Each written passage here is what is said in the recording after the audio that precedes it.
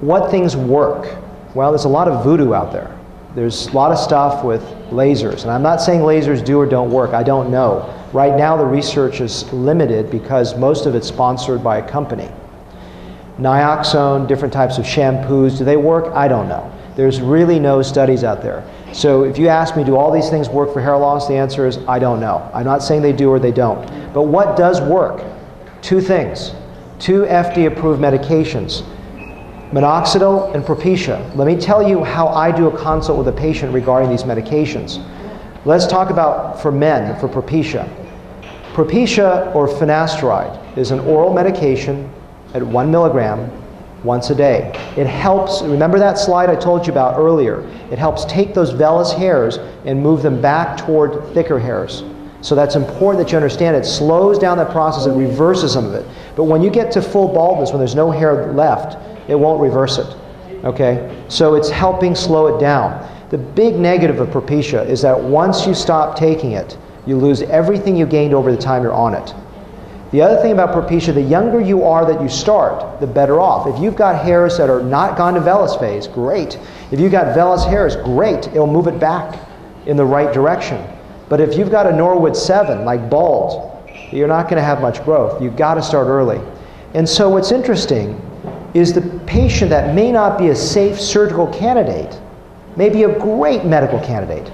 And you're doing a disservice to your patients if you tell them there's nothing to do, or you try to do surgery on them and you don't offer them this. Because this will help that 22-year-old person who's desperate in a social situation and saying, I don't know what I'm going to do.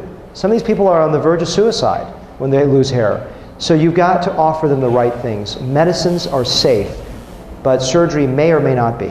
So that's something you need to be educated upon. There are a lot of stuff on the internet now about how Propecia creates permanent impotence. I would say, in my experience, having given thousands of these prescriptions, I've had one gentleman from England. I think it's overhyped. The actual clinical incidence is less than 2%. However, you need to know that that information's out there. There are information that Propecia may cause mood swings. That's the latest thing.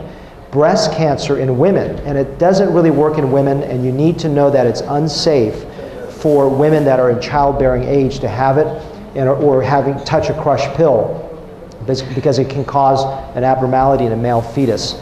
I'm not here to give you all the details. I just want you to know all the things that are out there that you need to think about when you're giving this medication.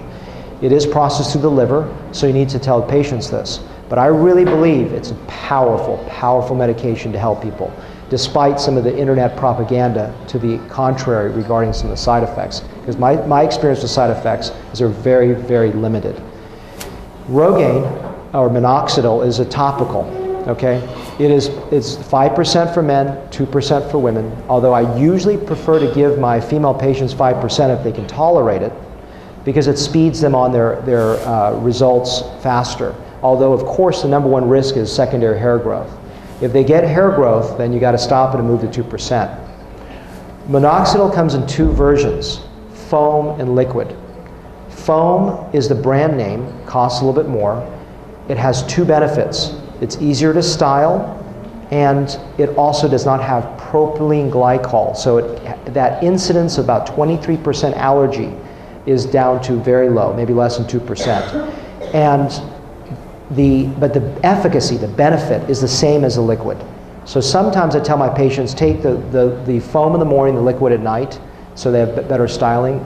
And the other thing that's important is, even if they can take it once a day, the half-life potentially can be up to 20-some hours.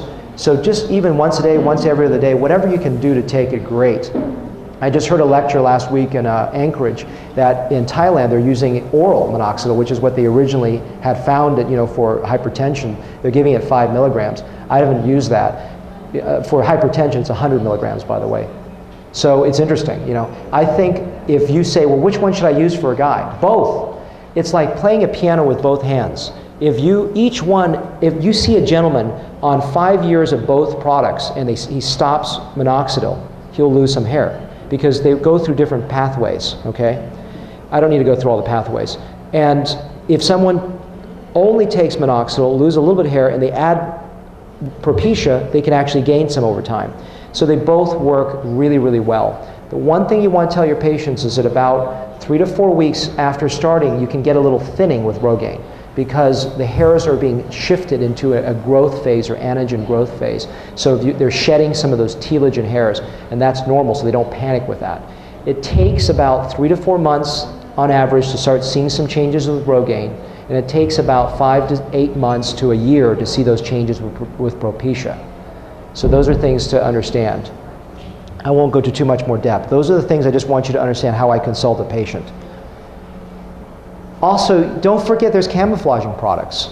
Topic, Nanogen, which is this British company. Supposedly you can actually swim with this Nanogen. I don't know, I haven't had a patient tell me yet. And Derm Match. So if a patient's desperate, don't just give them medicine and surgery. There are ways to camouflage it that can help them out. Maybe after surgery they get something called telogen effluvium where they're getting shock loss. That can help them through that, especially women are prone to it. But remember, camouflaging. Topic, T-O-P-P-I-K, Derm Match, 2 M's, D-E-R-M-M-A-T-C-H, are from Spencer Forest. And then this one is Nanogen, which is from the company Nanogen.